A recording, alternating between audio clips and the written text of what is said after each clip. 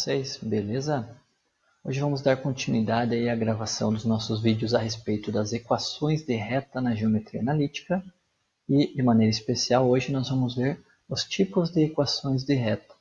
Nos dois vídeos anteriores que eu já gravei, já passei para vocês aí, vou até deixar o cardzinho aí em cima para vocês darem uma acompanhada, a gente já trabalhou de maneira bem superficial com dois dos três principais tipos, que é o que eu vou dar uma reforçada agora. Beleza? Então vamos lá. Quais são as equações de reta principais que a gente tem? A gente tem a chamada equação geral da reta, nós temos a chamada equação reduzida da reta e ainda nós temos a chamada equação segmentária da reta, certo? A segmentária das três é a menos trabalhada, mas é uma que eu gosto bastante. Ela tem suas particularidades aí. Daqui a pouco eu já vou comentar com vocês alguns detalhes delas. Tá? No vídeo anterior, a gente acabou trabalhando então com alguns exercícios.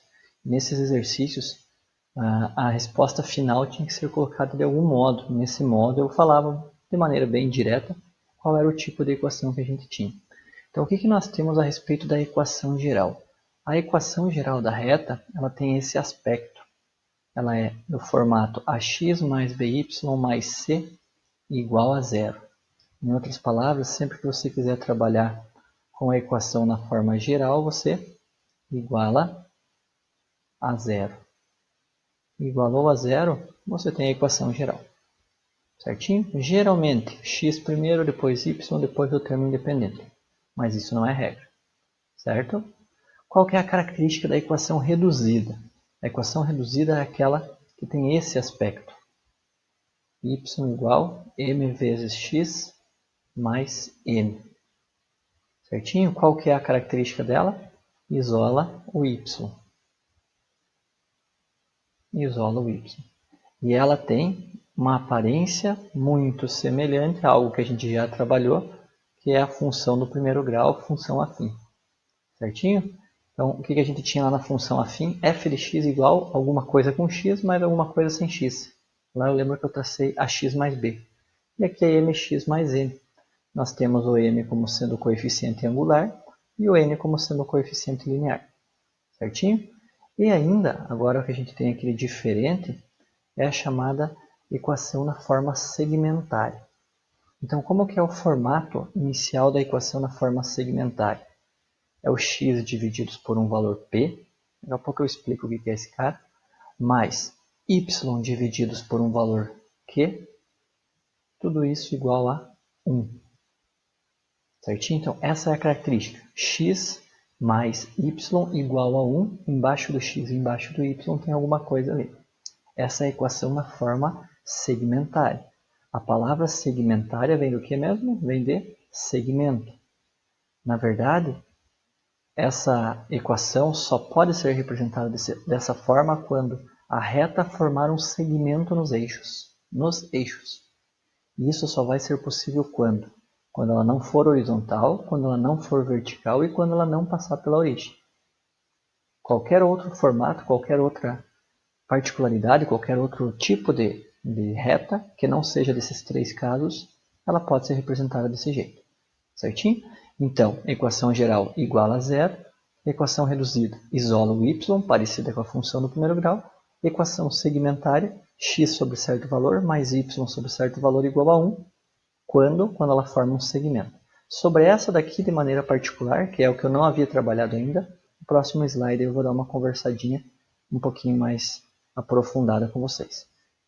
Então, o que a gente acaba trabalhando aqui? Então, vamos imaginar que novamente nós plano cartesiano, primeiro quadrante, sem problema, mas pode ser qualquer outro.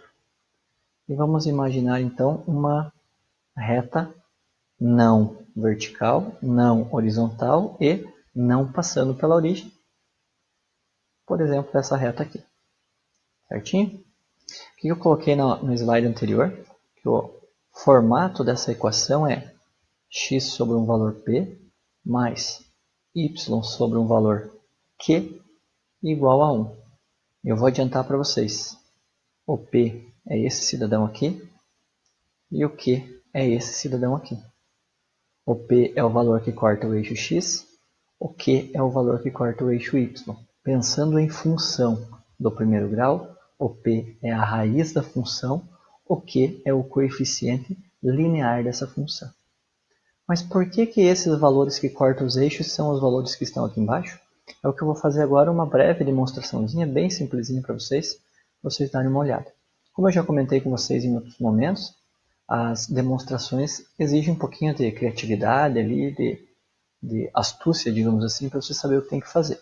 Então, muitas vezes as demonstrações não saem automaticamente na primeira tentativa, elas precisam de um certo esforço ali.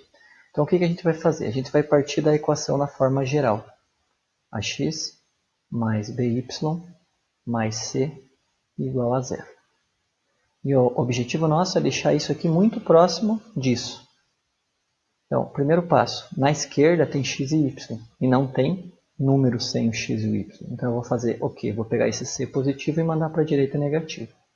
Então, nós teremos ax mais by igual a menos c. O que eu vou fazer agora? Eu vou pegar toda essa equação e vou dividir por quanto? Por menos c. Toda ela. Por quê? Porque quando eu divido esse lado da direita, menos c por menos c, eu já obtenho esse 1. E a gente já está se encaminhando aí. Então aqui vai ficar 1.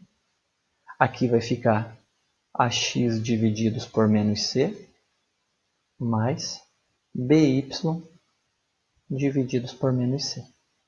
Certinho? Agora eu vou fazer um parênteses aqui. Vou fazer um parênteses. Qual?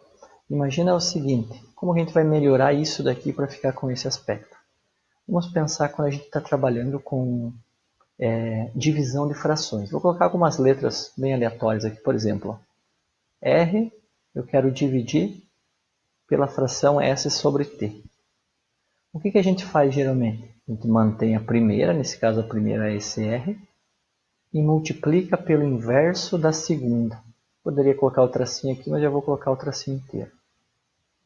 Certinho? Então essa é a representação que a gente tem quando a gente está trabalhando com a divisão de frações. Vocês conseguem perceber que essa expressão aqui que tem um produto e uma divisão está parecido com essa daqui? O que eu quero fazer agora? Agora eu quero fazer o caminho contrário. Eu quero sair disso que eu tenho na direita e vir para cá. Para sair disso e chegar nisso daqui. Ó. De que forma? Ax divididos por menos c é equivalente ao que? X divididos por menos c sobre a. Veja que se eu fosse aplicar divisão de fração, manteria o x, multiplicaria por menos a sobre c, chegaria naquilo. Da mesma forma, aqui nós teremos o quê? Y sobre menos c sobre b igual a 1. Estão percebendo a semelhança dessas duas equações aqui? São muito próximas agora. Basta a gente verificar se esse P, que é esse cidadão aqui, efetivamente é menos c sobre a, e esse Q, que é esse cidadão aqui, coeficiente linear, vale menos c sobre b. E agora fica fácil para a gente finalizar isso. Por qual motivo? Porque agora a gente tem o seguinte, se eu quero o valor que está no eixo x, é porque o y desse ponto vale zero. Então, para um y igual a zero, o que nós temos? Lá na primeira equação, lá em cima, a vezes x mais b vezes zero mais c igual a zero. B vezes zero cancela, o c vai para lá negativo, o a vai dividindo. X vai ser menos c divididos por a. Então esse P aqui ele é equivalente a menos c dividido por a. De maneira semelhante, se eu coloco o x valendo zero, o que acontece? Se o x vale zero, eu quero o valor que está no eixo y.